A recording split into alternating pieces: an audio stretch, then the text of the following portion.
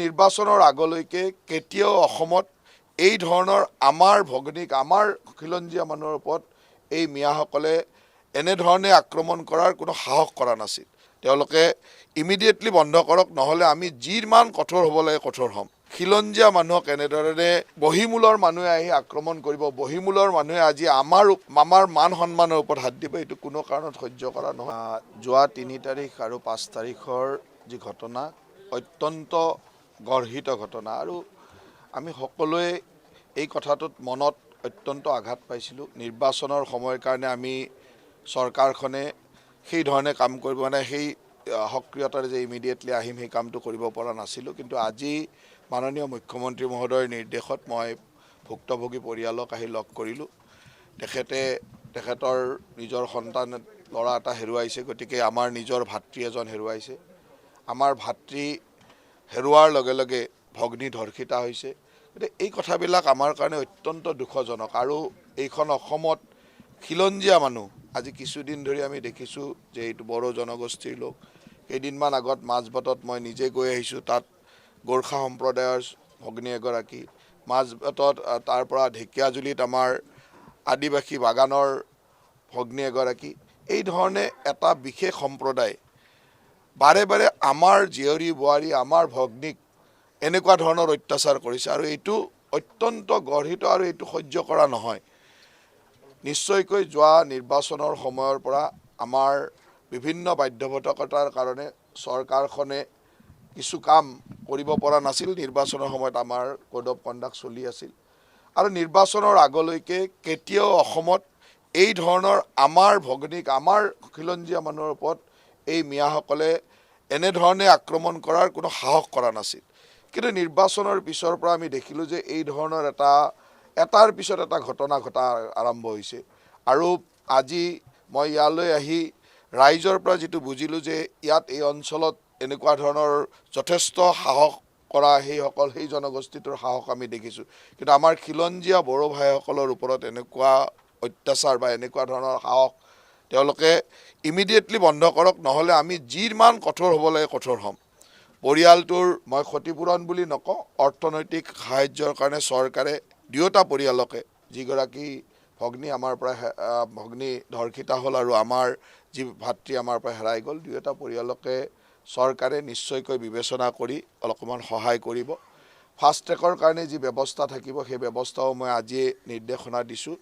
এইটো আইনগতভাৱে আবেদন কৰা, এই ফৰেঞ্চিক ৰিপৰ্টটো অহাৰ লগে লগে সেই ধৰণৰ যিখিনি ব্যৱস্থা থাকিব, আৰু এইটো ফাষ্ট ট্ৰেক কোৰ্টত লৈ যোৱা হ'ব যাতে ইমিডিয়েটলি শাস্তি প্ৰদান কৰিব পাৰোঁ। আৰু ইতিমধ্যে যিখিনি একিউজ আছিলে এই একিউজখিনি ধৰা হৈছে,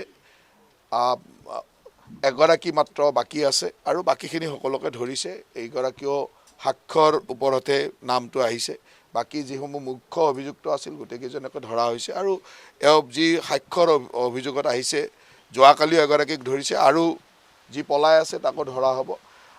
আমাৰ পুলিচ প্ৰশাসনক ধন্যবাদ দিম যে ক্ষিপ্ৰতাৰে কাম কৰি গোটেইখিনি কৰিছে, আৰু আমাৰ যিহেতু গোটেইখিনিৰ এটা আৱেগ জড়িত হৈ আছে, কাৰণ আমাৰ নিজৰ খিলঞ্জীয়া মানুহক এনেধৰণে বহিমূলৰ মানুহে আহি আক্ৰমণ কৰিব, বহিমূলৰ মানুহে আজি আমাৰ মান সন্মানৰ ওপৰত হাত দিব, এইটো কোনো কাৰণত সহ্য কৰা নহয়। আৰু ইয়াৰ কাৰণে যেনেকৈ যি ব্যৱস্থা ল'ব লাগে চৰকাৰে ল'ব।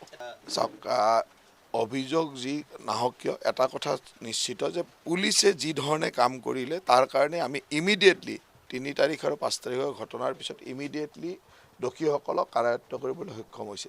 কেতিয়াবা এই ধৰণৰ কথা হয়, কিবা কাৰণত ফোনত হয়তো পোৱা নাই বা কিবা হৈছে, কিন্তু মই ভাবোঁ যে পুলিচ প্ৰশাসনক ইয়াত ধন্যবাদেই দিব লাগিব, আৰু ৰাইজেও এই কথাটো স্বীকাৰ কৰিছে যে পুলিচৰ ক্ষেত্ৰত কোনো হেমাহি হোৱা নাই। কেৱল আমি সদায় এইটো অকল ঘটনা নহয়, ঘটনাটো হ'ল ইয়াৰ লগত যিবিলাক কথাৰ কাৰণে এইবিলাক ঘটনা হৈছে সেই কথাবিলাকৰ শিপালৈ যাব লাগিব, আৰু সেইটোৱে বন্ধ কৰিব লাগিব। সেই কথাটোৱে ইতিমধ্যে মই আয়ুক্ত মহোদয়ক নিৰ্দেশনা দিছোঁ যে তাত কি ধৰণে তেওঁলোকে এই ট্ৰাইবেল বেল্টত বহি আছে, তেওঁলোক সঠিকভাৱে বহা মানুহ নে বেলেগৰ পৰা আহি বহা মানুহ, বা কেতিয়া আহিলে এই মানুহবিলাক, এইবিলাক মাটি চৰকাৰী মাটিত আছে নে কিবা বেলেগ মাটিত আছে, এই গোটেইখিনি বস্তু চাবৰ কাৰণে মই আয়ুক্ত মহোদয়ক নিৰ্দেশ দিছোঁ। আৰু মই ভাবোঁ যে এই ৰিপৰ্টটো অহাৰ লগে লগে সেই ক্ষেত্ৰতো চৰকাৰখনে কঠোৰভাৱে কাম কৰিব। চাওক ইয়াৰ কাৰণে আটাইতকৈ ডাঙৰ কথাটো হ'ল আমি ৰাইজ সজাগ হ'ব লাগিব। ৰাইজে বুজি পাব লাগিব যে এতিয়া আমাৰ খিলঞ্জীয়া মানুহৰ ওপৰত এই মিয়াসকলৰ আক্ৰমণ আৰম্ভ হৈছে। গতিকে ইয়াৰ কঠোৰভাৱে যিটো সামাজিক দায়বদ্ধতা আমি কিন্তু সামাজিকভাৱে দেখুৱাব লাগিব। আৰু ইয়াৰ ভিতৰতো কিছুমান এনেকুৱা ঘটনা আছিল যি ঘটনাবিলাকে তেওঁলোকক এতিয়া অলপমান সাহস দিছে। কিন্তু এই প্ৰথম যোৱা ৩টা বছৰ মুখ্যমন্ত্ৰী ডাঙৰীয়াৰ নেতৃত্বৰ চৰকাৰখনত কিন্তু এই মানুহবিলাকে সাহস পোৱা নাছিল। যোৱা নিৰ্বাচনৰ পিছৰে পৰা বা নিৰ্বাচনৰ সময়ৰ পৰা এই ধৰণৰ সাহস ক'ৰবাত পালে।